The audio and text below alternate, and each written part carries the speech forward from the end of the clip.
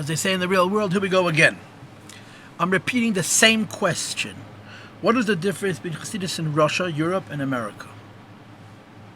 I'm not giving you a social answer, I'm giving you a practical answer. In other words, based on the reality.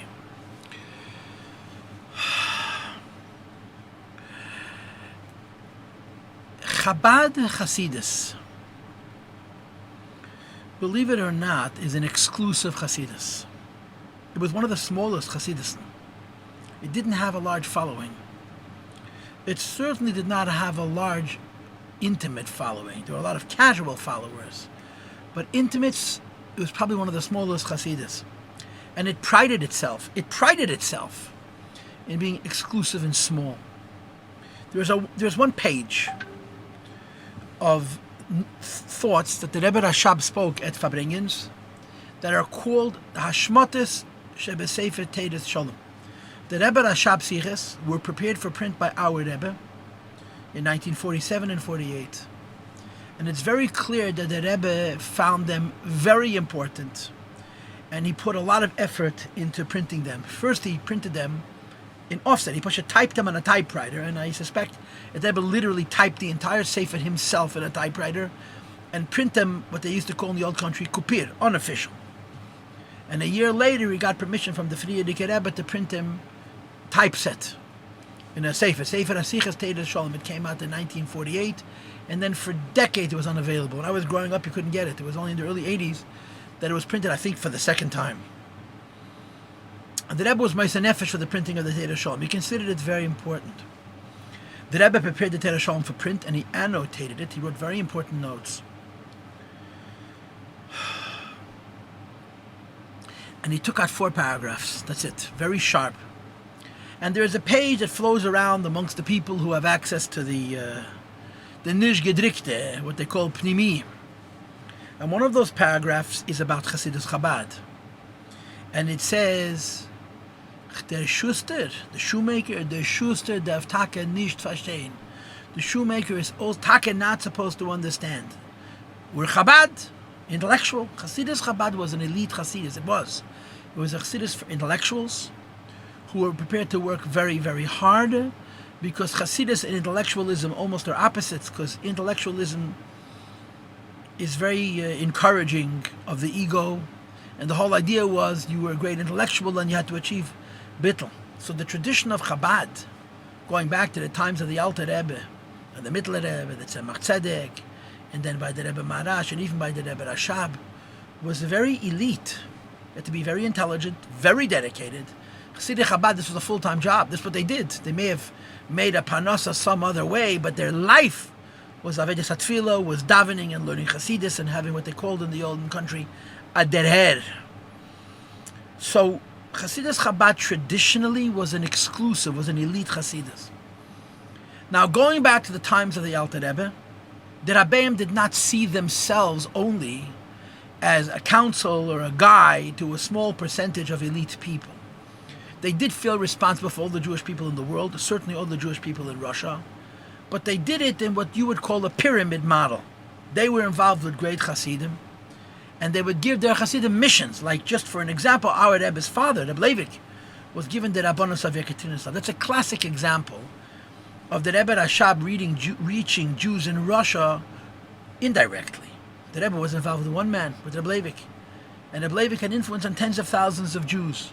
The Rebbe Rashab sent Reb Shmuel Rakshike, Reb Shmuel Levitin, to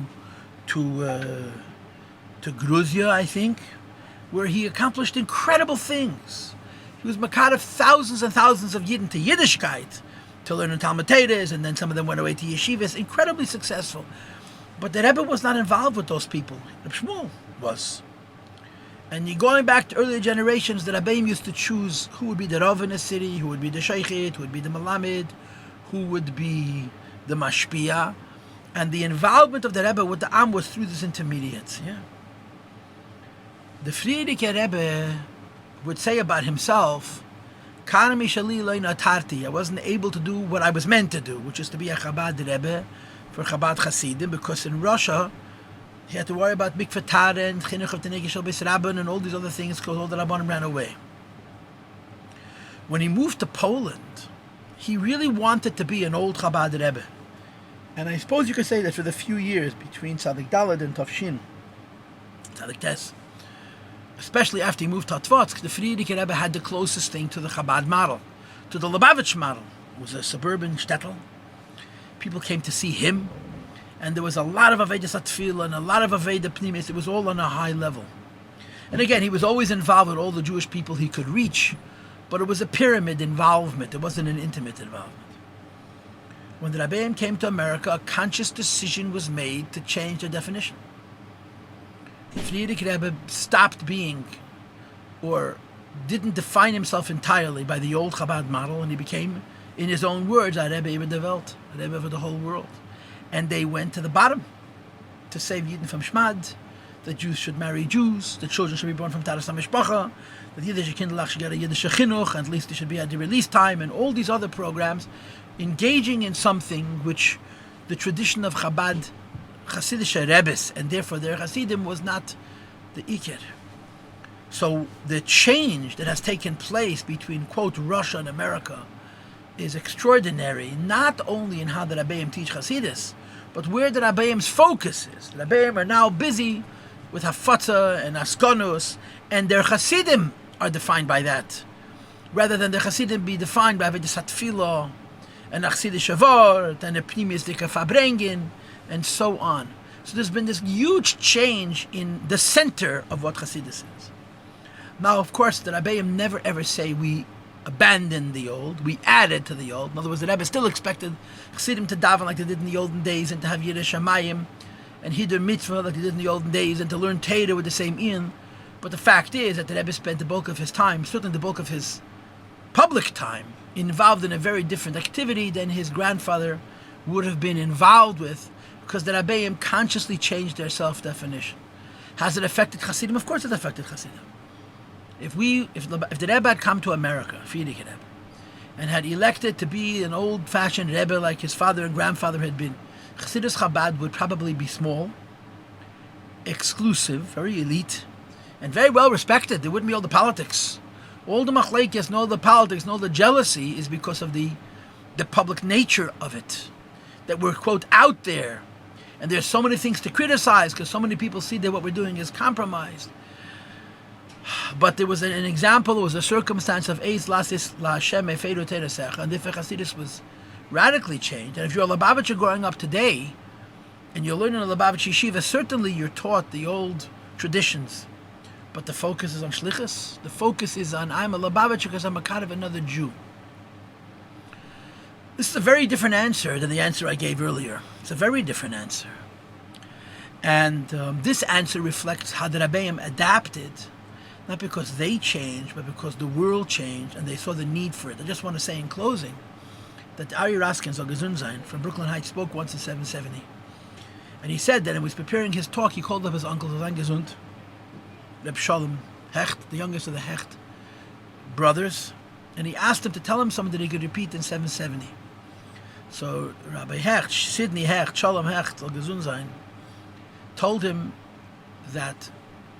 two things, I believe. And one of them was that the Rashag visited Eretz Yisrael in Tavshin Tes. The Rashag visited Israel in 1948 or 49 as the Shliach of the Frierdiker Rebbe. When he was there, the Gedali Yisrael were Makabel Ponav B'Kovid Godel. He was greeted very warmly by the Gedalim, including the Gerer Rebbe. I think it was a Bavar Martre Gerer, so it had to be Tavshin Ches. And the Heilike Belzer, the Battle of Belzer. Because he had saved their lives. He saved the Belzer Rebbe's life, and he tried very hard. He did a lot of effort to save both of their lives. The Gerer Rebbe got to Eretz Yisrael before our Rebbe got to America, but the Rebbe worked very hard. There's even letters. And they were very appreciative of his efforts to save their lives. And then both of them gave the Rashag the same message. Both of them said, tell the Frierdiker Rebbe that they know the change that he made, that he went away from the old Chabad to be Asik and Askonas, to Makar of Yiddish Kinder, and going back to basics, and that they agree with him. And they agree with him. Now, they didn't do what he did, but they supported what he was doing. This is very significant.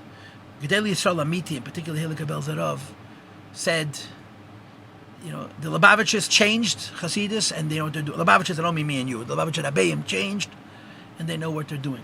And even now that I gave you two answers to the question of how Chassidus is different in Russia and how Chassidus is different in America.